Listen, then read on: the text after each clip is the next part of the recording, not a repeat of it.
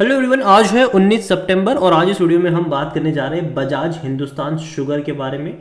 26 रुपए का शेयर है, 4% का डिक्लाइन कल यहाँ पर देखने को मिला। पिछले एक महीने के अंदर 23% की बड़ी रफ्तार देखी। 29 रुपए तक क्या करेक्शन बना, वापस अटेम्प्ट किया, वापस अभी यहाँ पर करेक्शन बन रहा है। बातचीत करेंगे इस कंपनी के बारे में कि भैया फंडामेंटली कंपनी कैसी है और आउटलुक यहाँ पर क्या हो सकता है। देखिए, वीडियो को शुरू करो उससे पहले अगर आपने अभी तक चैनल को सब्सक्राइब नहीं किया है तो प्लीज़ अभी इसे सब्सक्राइब कर लीजिए, क्योंकि आगे भी बहुत सारे वीडियोस हैं जो आपको काफ़ी ज़्यादा हेल्प करेंगे। तो देखो, एक महीने में लगता है 23% का रिटर्न, लेकिन 21 रुपये से 29 रुपये अगर हम देखें तो वो 40 से 45% का रिटर्न था। हालांकि बाद में अभी डिक्लाइन की वजह से वो रिटर्न आपका चला गया होगा, लेकिन पिछले एक साल का ग्राफ देखो तो 125% का ग्रोथ है। और इसका जो लोअर प्राइस था, मतलब अभी जो कुछ 6 महीने पहले का प्राइस, वो 12 रुपये का था। वहाँ से ये 29 रुपये पर गया। मतलब कि अगर हम वहाँ से कंपेयर करेंगे तो यहाँ पर जो हमें रिटर्न देखने को मिला है वो 125% का नहीं है, तब वो रिटर्न हो जाता है ऑलमोस्ट 200% के करीब का। तो तेज़ी तो है, ठीक है, तेज़ी तो यहाँ पर इसने दिखाई है, काफ़ी बड़ी तेज़ी कैसे। हालांकि अभी करेक्शन भी देखने को मिल रहा है, हालांकि 200 नहीं, लेकिन एटलीस्ट यहाँ पर जो रिटर्न आपको देखने को मिला है 29 रुपये से अगर हम कंपेयर 150% के आसपास का तो ज़रूर है। यहाँ पर करेक्शन चल रहा है। देखो, जब भी इस तरीके की तेज़ी आती है तो गिरावट साथ में लेकर आती है। यहाँ पर इससे पहले भी अगर आप देखोगे तो 10 साढ़े 10 रुपये का शेयर जो था वो 19 पे गया था, पैसा डबल हो गया था ऑलमोस्ट। वहाँ से वापस डिक्लाइन शुरू हुई। इवन अगर आप 5 साल का भी ग्राफ देख लोगे तो यही चीज़ है। एक बड़ी रफ्तार आई, बड़ी गिरावट आई, बड़ी रफ्तार आई, बड़ी गिरावट आई, बड़ी रफ्तार आई, बड़ी गिरावट आई, बड़ी रफ्तार आई। और देखो, बीच में कई सारी खबरें भी थी कि कंपनी दिक्कत में है डेट की वजह से। कंपनी ने इवन जो गन्ना किसान है उनका बकाया नहीं चुकाया था, और काफ़ी सारी कंट्रोवर्सीज तब हुई भी थी। तब से लेकर अब तक कोई बड़ी अपडेट नहीं आई है इसको लेकर। तो अभी भी उस चीज़ के बारे में क्या हुआ, कोई अपडेट उसकी नहीं है, लेकिन धीरे धीरे वो भी पता चलेगी। नंबर्स अगर हम देखें क्वार्टरली वाइज, वो हम आगे बात करेंगे। यहाँ पर आप देखो तो बड़ी क्वांटिटी में शेयर ट्रेड हो रहे हैं। तेज़ी की एक वजह ये भी है, तेज़ी गिरावट की क्वांटिटी जो है वो बहुत बड़ी है। 1 करोड़ से भी ज़्यादा की क्वांटिटी में डेली शेयर यहाँ पर ट्रेडिंग हो रही है। और कंपनी में according to Moneycontrol user 100% लोग कह रहे हैं खरीदारी करो।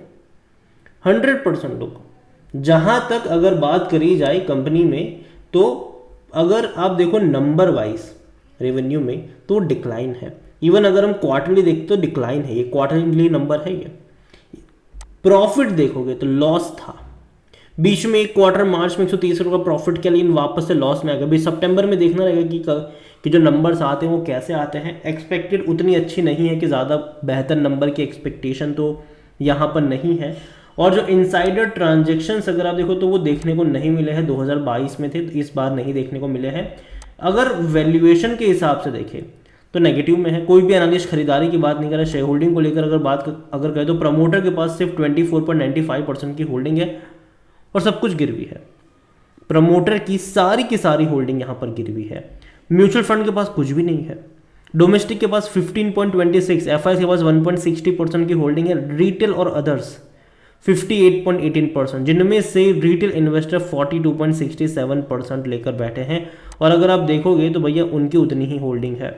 और अभी ये जो तेज़ी आई है ना सितंबर क्वार्टर में, वो देखना अब इंटरेस्टिंग होगा कि इस तेज़ी का फ़ायदा कौन उठाएगा, कौन यहाँ पर बिकवाली करेगा। अगर बजाज हिंदुस्तान की मैं बात करूँ तो यार देखो, मैं उतना ज़्यादा पॉजिटिव एटलीस्ट इस रेंज पर तो नहीं हूँ।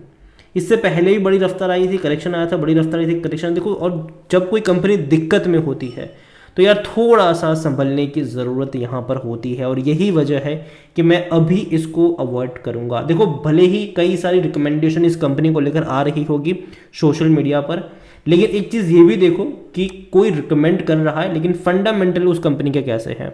शॉर्ट टर्म में अप्स एंड डाउन्स है, लेकिन मैं लॉन्ग टर्म की बात करूँगा यहाँ पर कि लॉन्ग टर्म के लिहाज से देखो। और दूसरी बात यहाँ पर ये भी है कि किस रेंज पे आप ऐड कर रहे हो, ठीक है। देखो, जो 10 रुपये का रेंज, 12 का रेंज, 15 का रेंज, वहाँ पर रिस्क कम था, ठीक है। रिस्क कम था, रिवॉर्ड ज़्यादा था। अगर आप 25, 26, 27, 30 के रेंज पे अगर आप खरीदारी कर रहे हो तो यहाँ से रिस्क ज़्यादा हो जाता है, रिवॉर्ड कम हो जाता है। और यही वजह है कि मैं अभी अवॉइड करना पसंद करूँगा और करेक्शन का वेट करूँगा। अगर आता है तो करेक्शन का वेट करना ज़्यादा मैं प्रिफर करूँगा। ये मेरा पर्सनल ओपिनियन है। बाकी मर्जी आपकी है, आपको रिस्क लेना है तो आप उस हिसाब से जा सकते हैं। As a retail investor, as a safe side खेलने के लिए जहाँ तक बात है, मैं यही कहूँगा कि जिस प्राइस पर है वो महंगा है, ठीक है। और अभी अगले कुछ क्वार्टर के नंबर्स देखने होंगे, क्योंकि अभी लास्ट क्वार्टर के तो जो आए हैं वो तो उतने अच्छे हैं नहीं। अभी अगले क्वार्टर के नंबर्स देखने रहेंगे, सितंबर क्वार्टर के, दिसंबर क्वार्टर के, कि रेवेन्यू प्रॉफिट कैसे देखने को मिलते हैं, इसको चीज़ें बदल भी रही है कि नहीं, उसके बाद डिसाइड कर सकते हैं लॉन्ग टर्म शॉर्ट टर्म की। लेकिन अभी तो जिस रेंज पर है, जिस प्राइस पर है, महंगा ज़रूर है।